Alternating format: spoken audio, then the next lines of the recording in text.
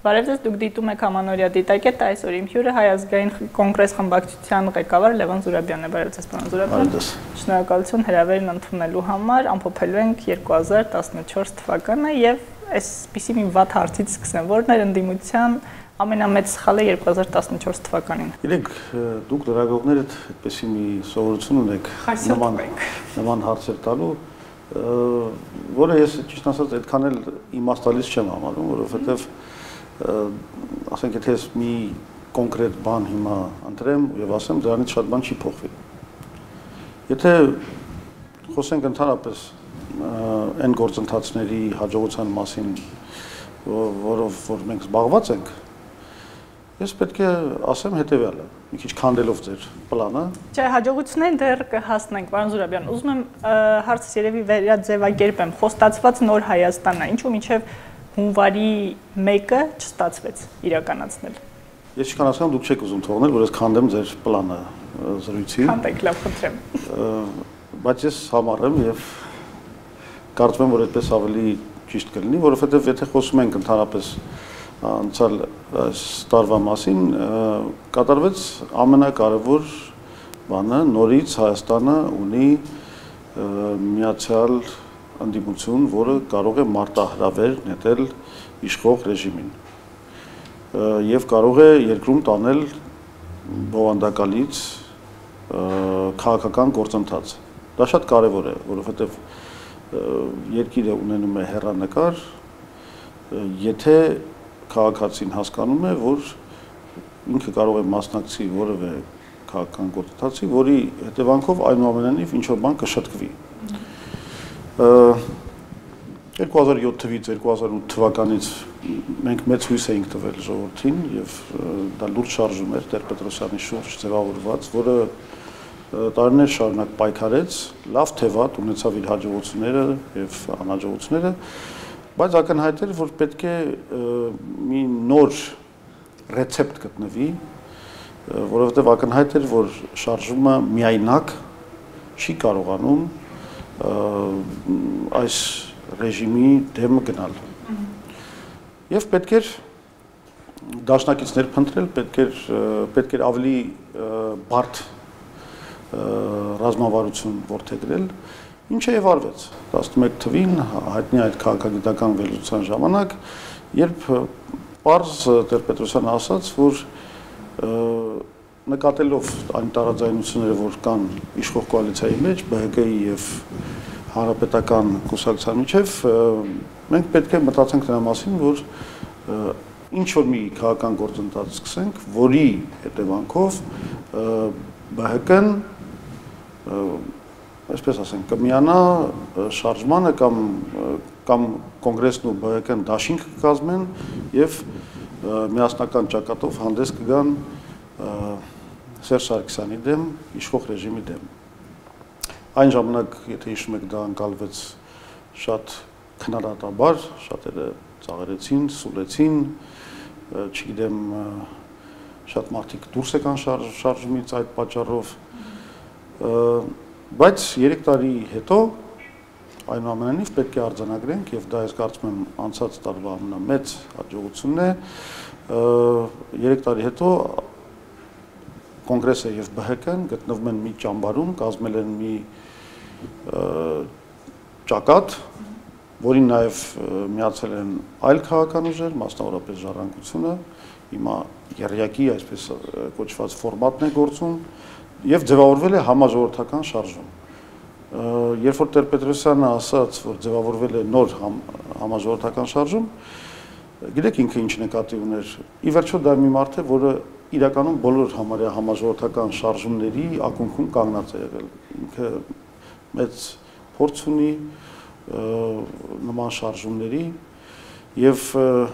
ինքը շատ լավ կարող է գնահատել արդյոք այն ծավալը կա մարդկային բողոքի ընդվզման, որը հնարավորություն է տալիս իսկապես պայքարի մեջ բեկում մտցնել։ Եվ ահա ինքը արձանագրեց հենց դա, որ նորից հավաքվել են այն քարակուցապ մարդիկ, ձևավորվել է քաղաքական մի այնպիսի ֆորմատ, որը թույլ է տալիս արդեն կռվի մեջ մտնել ռեժիմի դեմ։ Սա կարելի է համարել ամենամեծ արդյունքը հաջողությունը, թե կուզեք ասել։ Ավելի մանր հաջողությունների մասին խոսենք, եթե ձեզ հետաքրքրի, ինչ վերաբերում է անհաջողություններին, ապա դրա մասին կարելի է հետևյալը միայն ասել, որ միգուցե մենք կարող էինք վերջակետը դնել նոյեմբերին, վերջակետը նկատի ունեմ իշխանությանը տապալելու հարցում։ Բայց անդրադառնալ հիմա անցյալին անիմաստ է, ես կարծում եմ, որ հիմա կարևոր անելիքներն են եւ բոլորս պետք է գիտակցենք մի բան։ Այսօր ստեղծված իրավիճակը երկրում հետեւյալն է. կա կոնսոլիդացված ընդդիմություն, կա ծայրահեղ ծանր իրավիճակ, ֆինանսական կոլապս, ժողովրդի ծայրահեղ մեծ դժգոհություն, մեր տոներն էլ կարողացան փչացնել այս վերիվարումներով, այս թանկացումներով, որում այս թանկացումները բացարձակապես պայմանավորված չեն օբյեկտիվ, չգիտեմ, արտաքին տնտեսական կամ ֆինանսական procesներով, եթե հարց լինի, ես ավելի մանրամասն սրա կանդրադառնամ, բայց ուզում եմ ասեմ, որ մենք ունենք այս ծայրահեղ սոցիալական դժգոհությունը, ստեղծված է մի իրավիճակ, երբ որ ակնհայտ է, որ իշխանությունները չեն կարող կառավարել, իսկ ժողովուրդը այլևս չի ուզում ունենալ նման իշխանություն։ Այն որ ասում են վերևները չեն կարողանում, իսկ ներքևները չեն ցանկանում։ Կլասիկ դասական հեղափոխական իրավիճակ է ստեղծված եւ հիմա մեզնից, մեր ժողովրդից, ինչ որ չափով նաեւ իշխանություններից է կախված, թե հանգուցալուծումը, այս հեղափոխական լարվածության, որ ստեղծվել է երկրում, հանգուցալուծումը մենք ինչ գործընթացով կգտնենք։ Երկու տարբերակ կա։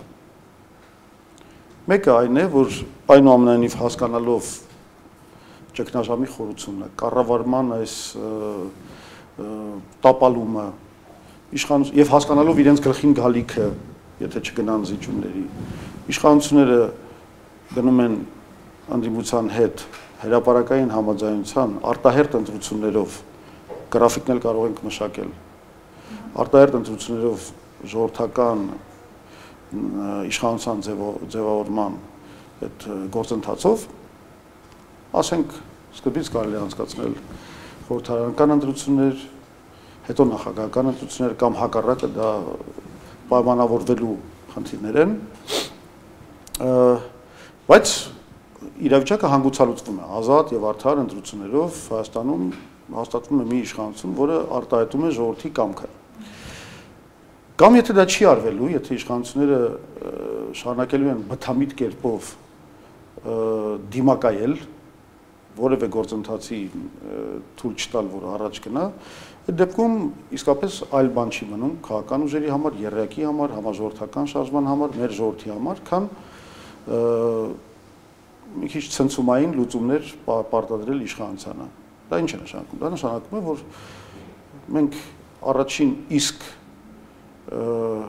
ստեղծված հնարավորությունը պետք է օգտագործենք հանրահավաքային ալիք սկսելու, ազատության հրապարակում ժողովրդին հավաքելու, այնտեղից այլևս չհեռանալու նպատակով, մինչև որ լուծվում են բոլոր այն խնդիրները, որ ժողովուրդը բարձրացնում է։ Դա կնշանակի եւ շուրջօրյա նստացույց, չգիտեմ, շուրջօրյա հանրահավաքներ եւ երթեր եւ կառավարական շենքերի, իշխանական շենքերի պիկետավորում այն աստիճանի, որ իսկապես իշխանությունն էլ հասկանա, որ ժողովրդի համբերության բաժակը լցվել է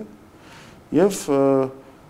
հասկանա, որ իրականում ճանապարհ չունի այլ, քան արդեն գնալ իսկապես լուրջ զիջումների։ Պարոն Զուրաբյան, այնինչ դուք նկարագրեցիք փոփոխությունների երկու տարբերակ կա, դրանք հիպոթետիկ նկարագրություններն են հավանական զարգացումների դեպքում, թե եռյակը ունի որոշակի արդեն մշակված ստրատեգիա, համաձայնություն, որը այս գնաճի, սոցիալական վիճակի ու տնտեսական շուկայի այս ծանր պայմանների սրացման դեպքում, ինչ է համաձայն կանխատեսումների տեղի կունենա փետրվար-մարտ եւ հունվարից սկսած փետրվար-մարտ ամիսներին, ի վերջո կիրականացնեք, ի վերջո մարտահրավեր կնետեք իշխանությանը եւ ազատության հրապարակում հավաքված մարդիկ դեռ ստիպված չեն լինի գնալ տներ եւ սպասել դրան, որ մի օր տեղի կունենա հեղափոխություն։ Մարտահրավերը արդեն նետված է։ Խաղը սկսել է, պայքարը սկսել է։ Սա ընթացող քաղաքական գործընթաց է։ Ավելին ասեմ, ակնհայտ է, որ իշխանությունները անհանգստացած են, քան երբևէ վերջին տարիներին, որովհետև Գնահեք, ինչից է ակնհայտ, ինչ են անում իշխանությունները։ Ասեմ, պարզ բան է, եթե իշխանությունները սկսում են անդիմախոսների դեմ կիրառել բռնություններ տակից, օգտագործելով կրիմինալ խուժանը, իրենց նվիրված, չգիտեմ, հանցագործ պատգամավորների եւ այլն, դա նշանակում է, որ արդեն իշխանությունը կորցնում է վերահսկողության զգացումը։ Դա նշանակում է, որ նրանց նյարդերը տեղի են տալիս։ Դա նշանակում է, որ գործընթացը արդեն քաղաքականապես իրենք պարտվում են եւ իրենք զգում են դա։ Եվ փորձում են այդպիսի բռնություններով հաստատել ինչ որ վերահսկողություն, ինչ որ կերպով ցեմենտել իրենց սեփական թիմը, որը ապշած է իշխանության թուլության պատճառով, եւ նրանց մի քիչ պրիմիտիվ մտածողությամբ իրենց թվում է, որ այդ բռնարարքների կիրառումը կարող է ուժի տպավորություն թողել եւ կարող է ցեմենտել իրենց շարքերը։ Կարող է նաեւ իրենց հաշվարկով իբր թե կոտրել ազատության, ժողովրդավարության համար պայքարող մարդկանց կամքը։ Բնականաբար դա աբսուրդ է, ոչ մեկի կամքը դա չի կոտրելու, բոլոր բռնապետները նույն այդ սխալը անում են եւ նույն այդ փոცხի վրա կանգնում են, որը իրաց ճակատին է խփում, որովհետեւ նման քայլերը միայն ավելի շատ են սրում ժողովրդի ատելությունը ռեժիմի նկատմամբ։ Նույն այդ ազատամարտիկները, մեր Արամ Մանուկյանը, գիտեք, շատ ավելի ոգևորված են իրենց զգում այս ռեժիմի դեմ պայքարում։ Իրենց նկատմամբ համակրանքը միայն աճել է եւ ժողովրդի պատրաստակամությունը ոտքի ելնելու, անգամ այն մարդկանց, ով որ առաջ մի քիչ հեռու էր մնում պայքարից, փոխվել է։ Հիմա մարդիկ ցանկանում են սատարել, աջակցել, որովհետեւ ամեն մեկը զգացել է, որ դա հարված է նաեւ իր արժանապատվությանը։ Այնպես որ սա հակառակ արդյունք է տվել, բայց ես վերադառնամ իմ մտքին, թելին ինչ է ստացվում, այսինքն իշխանությունները իրենք են հասկանում, ինչ լուրջ վտանգ է սպառնում իրենց, եթե դիմում են նման մեթոդների, որտեղ իրենք նաև գիտեն մի բան, որ բացի նրանից, որ դա ժողովրդի այդ ինչ ասեմ, անզուսպ ցանկությունն է արտնացնում իրենց հասցեով արտահայտվելու, կարծես թե դրա դեմն էին գնում, բայց ավելի շատ են ժողովրդին ոնց որ գրգռում, որ իրանց նկատմամբ արտահայտվեն։ Բացի դրանից նաև արտահայտվում է միջազգային հանրությունը։ Բոլորը դատապարտեցին դա, Եվրամիությունը, Եվրամիության անդամակից երկրները, ԵԽԽՎ-ի ներկայացուցիչները, լիբերալ կուսակցությունը, համաշխարհային Եվրոպայի լիբերալ կուսակցությունը, բոլորը դատապարտեցին այս արարքը։ Եվ իշխանությունը իրականում միայն կորցրեց իր վարկից, ինքն էլ գիտեր, որ կորցնելու է, բայց գնաց այս քայլին, նշանակում է ինչքան անհանգստացած է։ Պատասխանեցի ձեր հարցին։ Հետևաբար ինչ եք անելու փետրվար-մարտ ամիսներին։ Եռյակը ունի համաձայնություն քայլերի հերթականություն, մարտավարություն, որը գործողությունները կսկսվեն փետրվար-մարտին եւ կավարտվեն ռազմավարության առումով։ Որևէ տարաձայնություն չունենք։ Եռյակը միասնաբար համարում է, որ իսկապես իշխանությունը կամ պետք է գնա մի ճանապարհով, հրաժարվի սահմանադրական փոփոխություններից, որով փորձում է հավերժացնել իր իշխանությունը եւ անցկացնել Հայաստանում արտահերթ ընտրություններ, ազատ եւ արդար ընտրություններ, որի ժամանակացույցը եւ պայմանները բանակցելի են իշխանությունների հետ։ Սա մի տարբերակն է եւ եռակը լրիվ այդ ռազմավարության կողմնակից է եւ մենք ընդհանրապես համարում ենք, որ անցնցում ձեռքբերումները շատ ավելի նպաստավոր են մեր երկրի համար, մեր պետականության համար եւ մեր ժողովրդի համար։ Մենք այդ ճանապարհի կողմնակից ենք։ 15-ին լինելու է հեղափոխություն։ Բայց եթե մենք սկսում ենք այս հանրավաքային ալիքը եւ իշխանությունները adekvat չեն լինում իրավիճակին եւ ըստ էության ցույց են տալիս, որ իրենք անմեղսունակ են, պատրաստ չեն գործնելու այդ ժողովրդին թալանելու այդ լծակները, այդ դեպքում իսկապես այլ բան չի մնալու, քան նրանց մեղսունակ դարձնելու այդ գործընթացը կազմակերպելը։ 15-ին հեղափոխություն լինելու է։ 15-ին 2015 թվականին։ Կամ ինչ սպասելիքների, ինչպիսի սպասելիքների տարի է լինելու 2015 թվականը։ 15 թվականին հայ ժողովուրդը կամ իրագործելու է, ես ասում եմ, սահուն հեղափոխություն, իսկապես իրականացնելու է արմատական փոփոխություն մեր քաղաքական համակարգում, կամ իսկապես չափազանցություն սա չհամարենք, Հայաստանը գնալու է դեպի կործանում։ Այս ընտրության առաջ է կանգնած ժողովուրդը։ Ես լավատես եմ, կարծում եմ, որ մեր ժողովուրդը ունի առողջ բնազդ, մեր քաղաքական ուժերը ունեն առողջ բնազդ, անգամ իշխանության մեջ կան ինչ-որ մարդիկ, ովքեր ունեն առողջ բնազդ, եւ դա ինձ լավատես է դարձնում այն հարցում, որ այնուամենայնիվ 15 թվին մենք կարողանանք լրջագույն բեկում մտցնել եւ իսկապես երկիրը դնենք զարգացման ուղու վրա։ Պարոն Զուրաբյան, քանի որ դուք մասնակցել եք նաեւ ազգային ժողովի արտահերթ նիստին, որը վերաբերում էր փակ նիստին, որը վերաբերում էր ֆինանսական շուկային, եւ դուք ձեր նախորդ խոսքում նշեցիք, եթե հարց լինի կխոսեք, թե ինչ պատահեց դրամի հետ, ուր կորան դոլարները եւ ինչու է դոլարը շուկայում այս կերպ, հա, գինը բարձրացել։ Հիմա եթե հնարավոր է, ինչքան հնարավոր է բացել ինֆորմացիա տալ փակ նիստից, ինչ պատահեց ֆինանսական շուկայի հետ եւ ինչ է պատրաստվում ընդդիմությունը այս ֆոնի վրա անել։ Շատ լավ։ Հասկանալու համար թե ինչ է պատահել մեր ֆինանսական շուկայում այս ճգնաժամը կապված եւ դրամի արժեզրկման եւ թանկացումների գնաճի հետ, մենք պետք է գտնենք պատճառները։ Պատճառները իրականում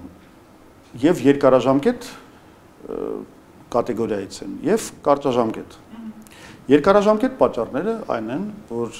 տարիներ շարունակ Հայաստանում ստեղծվել է մի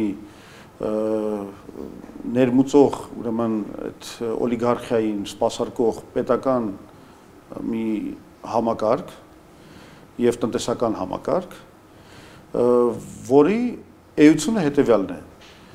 ինչ որ մարդիկ, մի խումբ մարդ, որ ինքը պաշտոնյա է, ասենք, հենց նախագահ է, հենց Սերժ Սարգսյանն է անձամբ այդ գործերի մեջ, նրա շրջապատը, այլ պաշտոնյաներ, նաեւ մտերիմ ինչ որ մարդիկ, նրանք ստացել են ապօրինի մենաշնորհներ սպառման լայն սպառման ապրանքների ներմուծման համար։ Բնականաբար ներկրողի համար լավագույն վիճակը այն է, երբ որ ֆինանսական համակարգը երկրի մշտապես ջանքեր է գործադրում դրամը կամ ազգային արժույթը արժևորելու ուղղությամբ։ Ասենք այլ երկրներում, նորմալ երկրներում, որոնք պետական մտածողություն ունեն եւ ցանկանում են իրենց տնտեսությունը մրցունակ դարձնել աշխարհում, հակառակ քաղաքականություն են փորձում տանել, փորձում են արժեզրկել սեփական դրամը։ Եվ անգամ պատերազմներ են լինում, այդ տնտեսական պատերազմներ, ասենք Միացյալ Նահանգների, Չինաստանի, Ճապոնիայի երկրների միջև այն բանի համար, թե ով կկարողանա ավելի շատ արժեզրկել իր դրամը, որ կարողանա թափանցի համաշխարհային շուկա։ Մեր կառավարությունը տանում է ամենաանիմաստ, ինչ ասեմ, Հայաստանի տնտեսության զարգացման դեմ ուղղված մի քաղաքականություն, որը դրամի արժևորման քաղաքականությունն է։ Եվ դրա բացատրությունը միայն այն է, որ նրանք դրանով փորձում են սպասարկել ներկրող օլիգարխներին։ Արդյունքում իհարկե արտահանող մեր ինդուստրիան մեռնում է, աշխատատեղեր են փակվում, ձեռնարկատիրական դասը ամբողջովին գնում է այլ երկրներ, այնտեղ սկսում են բիզնեսներ դնել, զարգացնել, բայց դա էլ է ձեռնտու այս ներկրող օլիգարխիային, որովհետև դրանք այնտեղ բիզնեսները դնում են, փողը աշխատում են, ուղարկում են Հայաստան, Հայաստանում ձևավորվում է գնողունակություն, բնակչության, որն էլ եւ մարդիկ առնում են ուղիղ այն սպառման ապրանքները, որոնց վրա գերշահույթ են անում այդ ներկրող օլիգարխները։ Սա մի հատ, ասում եմ, պարազիտական տնտեսական մոդել է, որը ստեղծվել է Հայաստանում, եւ բնական է, որ եթե պետությունը առավանգված է այդ ներկրող օլիգարխիայի կողմից, այլ բան այդ պետության ֆինանսական համակարգից, քան այս ճգնաժամային վիճակը, որ մենք ունենք, սпасել չի լինի։ Այսինքն առաջին հերթին երկարաժամկետ առումով այս ճգնաժամը հետևանք է հենց այս պարազիտական համակարգի դրամի արժևորման քաղաքականության, որովհետև ինչ որ պահի պահուստները սպառվում են, ռեզերվները սպառվում են եւ դրանից հետո գնում է դրամի անկում, փլուզում, ինչը եւ որ մենք տեսանք։ Հիմա բայց կարելի է խոսել նաեւ կարճաժամկետ պատճառների մասին։ Կարճաժամկետ պատճառը իդեպ ասեմ հետաքրքիր ես էի ուզում այդ հարցը տայի ազգային ժողովի նստաշրջանի ժամանակ եւ չեմ ցանկանում անունը բացել, որովհետեւ փակ նիստեր այնուամենայնիվ ինքը կուզենա թող ինքը ասի, բայց իշխանավոր պատգամավորներից մեկը այն հարցերը տվեց, ինչ որ ես պիտի տայի։ Նա բերեց կենտրոնական բանկի թվերը եւ ասաց, որ եկեք տեսնենք, համատենք 13 թիվ, 14 թիվ։ Տրանսֆերտների անկում մեծ հաշվով մեծ չկա, այսինքն տարբերությունը այդքան մեծ չի, որ բացատրի այս առաջացած արտարժույթի դեֆիցիտը եւ դրա հետ կապված արժեզրկումը։ Էքսպորտ-իմպորտ բալանսը նույնպես ինչ որ չափով կարելի ասել 2014 թվին մի քիչ բարելավել է։ Ճիշտ է, տարվա վերջում կարող է փչանա, բայց էլի շատ չի տարբերվի 13 թվականի բալանսից։ Եթե այդպես է, ուրեմն մնում է ընդամենը մեկ հնարավորություն, որ երկրից վերջին օրերին, ամիսներին տեղի է ունեցել կապիտալի խոշոր արտահոսք։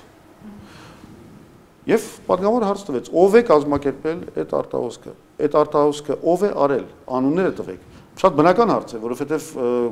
պետական մարմինները դրան պետք է տիրապետեն։ Կենտրոնական բանկը, ֆինանսների նախարարությունը, շատ լավ լծակներ ունեն տիրապետելու այդ ինֆորմացիան, թե